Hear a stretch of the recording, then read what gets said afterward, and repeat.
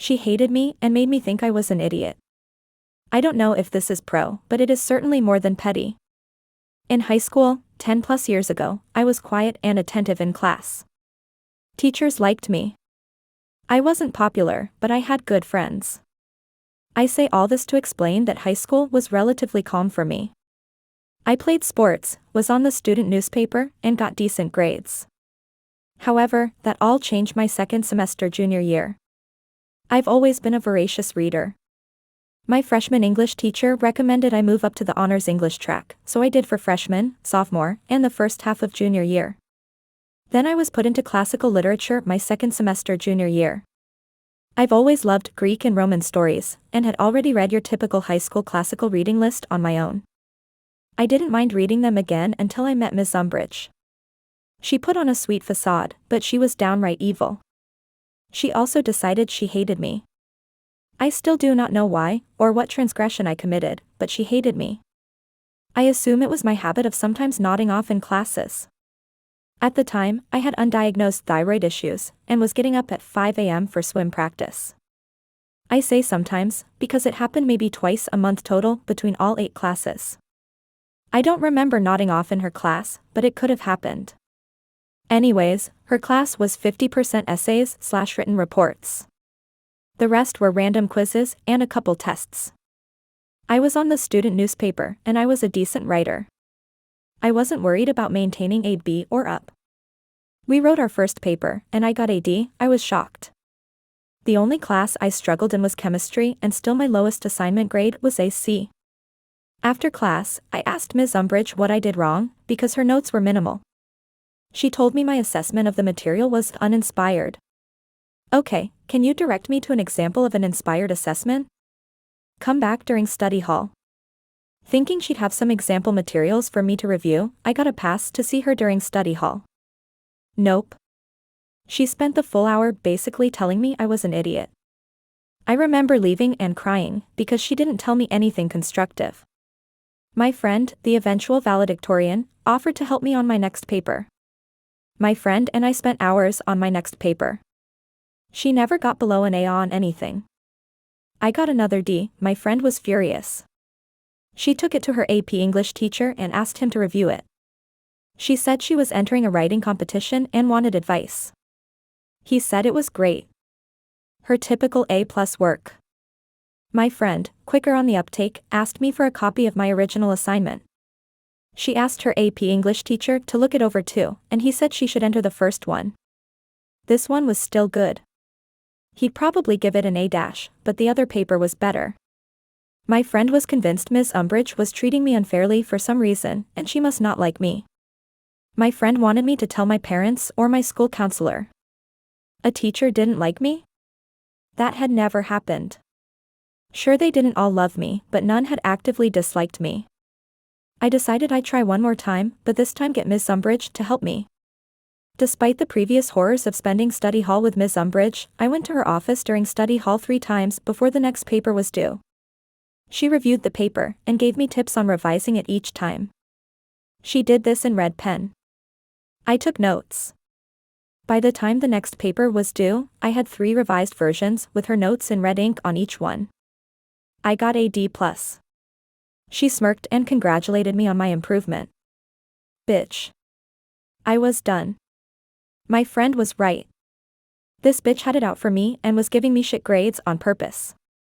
I'm a laid-back person, but I was pissed. Never before been this pissed. I took my paper to my newspaper teacher. Sure, he didn't teach English, but our student paper constantly won awards because of his work. I told him I was having trouble in English, and could he please look over my paper and give me advice. He was a little confused as to why I didn't ask my English teacher, but he did it. He also told me it was great, but gave me a few minor changes to make. I asked him if he thought it was a B or better. He said he'd give it an A, not 100%, but a solid A. Went to my friend, and we brainstormed. I couldn't request a drop/add. This wasn't college. You just don't switch classes at my high school, unless the teacher recommends an honor placement. That's not true, said my friend.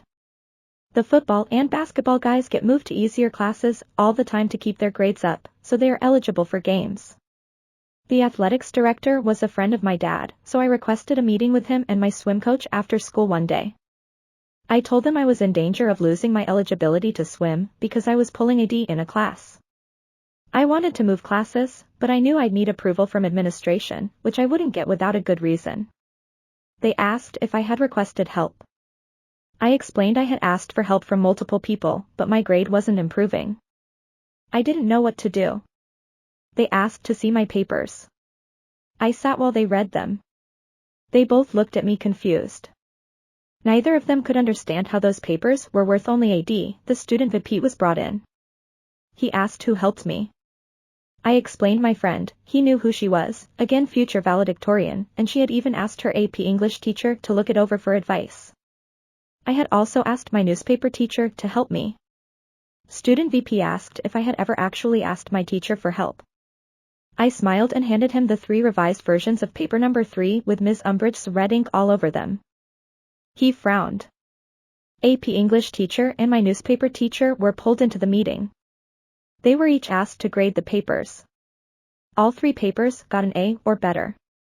While this was going on, my dad was called in by the athletics director. My dad was pissed. He demanded I be moved to another class, and that Ms. Umbridge be put under review. Clearly, she wasn't grading students on their work but on her own personal opinions. The school administration obviously bristled at the accusation that a teacher was treating students unfairly. A lot of arguing that I wasn't allowed to sit on occurred in the VP's office. I could hear plenty of yelling as 6 adult men argued over the appropriate next steps. It was decided that myself, my dad, VP, and athletics director would have a meeting with Ms. Umbridge. The following morning before school we all met. Ms. Umbridge seemed to think she was going to get to tell everyone why I was so stupid. VP explained that if I maintained a D in her class, I would lose my extracurricular eligibility, and we were all meeting to discuss what to do. She smirked and said I should be moved to the non-honors English track, and I had no business being in honors English. I didn't have the aptitude to understand the complex classical literature they were studying, and I probably would need a tutor to even get through basic English. I've never seen my father so red, and I half expected to see steam come out of his ears. VP asked why she didn't try to help me improve. She said it was up to students to put in the initiative to get better. VP asked if that meant I had never asked her for help. She said I had not.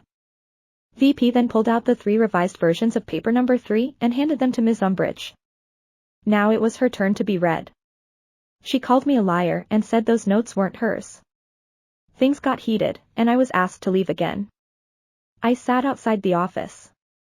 This time the secretary was there, and we both heard the shouting. School was set to start in 30 minutes, and they were all just shouting. Then AP English teacher and newspaper teacher were called in again. More shouting. About 5 minutes to the start of classes, the teachers left and I was called back in.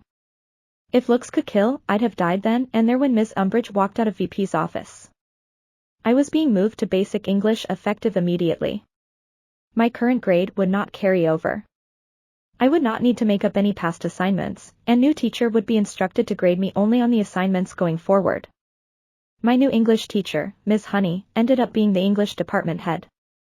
She was at least 65 and had been doing this for decades. After 2.5 years of honors English, this class was easier than PE. I barely had to try to get an A, but I refused to let Ms. Honey think Ms. Umbridge had been right. I tried harder in that class than any other class that semester. I finished projects so quickly that I was asked to tutor a girl struggling in the class. I spent half the class period just helping this girl understand the material. I helped her go from a C to a B+. I got something like 104% in the class. At the end of the semester, Ms. Honey called me into her office during study hall. She was recommending I return to honors English for senior year. I must have looked panicked, because she assured me Ms. Umbridge would not be my teacher. In fact, she would not be anyone's teacher. She was leaving at the end of the school year. Ms. Umbridge was only in her late 20s and unmarried. Too early to retire. And my high school was in one of the best paying school districts in the state. I knew what leaving meant, but Ms. Honey still explained that I was put in her class on purpose. The school administration trusted Ms. Honey to determine the truth of Ms. Umbridge's claim that I was basically a lying idiot. Miss Honey stated I very clearly belonged in honors English. She apologized if her class had not been challenging enough for me. I cried. I mean full-on ugly, snot cried. I didn't realize it, but part of me had actually believed Miss Umbridge up until that moment. Miss Honey hugged me and consoled me. I spent senior year in honors English and spent my study hall tutoring Miss Honey's struggling students. To this day, I think about that awful woman fairly regularly. My career is strongly writing-based, and I still worry obsessively over my writing. I hope she never taught again, because she wreaked havoc on my self-confidence.